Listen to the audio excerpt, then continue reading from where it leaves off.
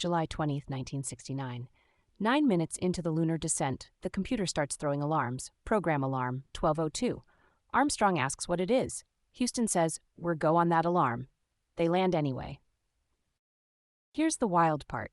That code is public domain. Every file is on GitHub. You can read it right now. This is the Apollo guidance computer.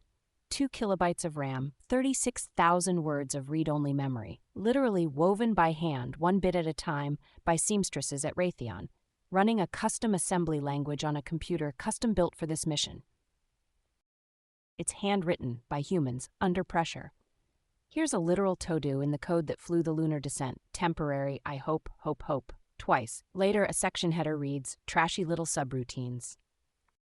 The file that fires the descent engine is literally called Burn Baby Burn. The original authors never wrote down why. Decades later, co-author Don Iles told the story at an AGC reunion, and someone pasted his note at the top of the file. It was named after Magnificent Montague, a 1960s LA soul DJ whose catchphrase was "Burn, baby, burn." This is the line that lights the descent engine, a jump instruction with a comment, "Off to see the wizard." And just above it, the prompt to the astronaut, "Please crank the silly thing around. See if he's lying." Now for the bug. During descent, the crew left the rendezvous radar powered up with its switch in the wrong position. Its power supply wasn't synchronized to the AGC's clock. Every fraction of a second, the radar flooded the computer with phantom interrupts. 15% of the CPU gone to noise.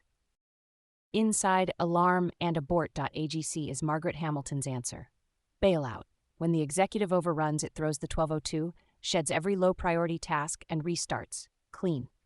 WHIMPER. POODOO. Merster clean. Each one drops non-essential work. The guidance computation is tagged high priority, so it survives. Every fraction of a second, another 12:02. Every fraction of a second, the code bails out, cleans up, and keeps flying. Margaret Hamilton led the Luminary software team.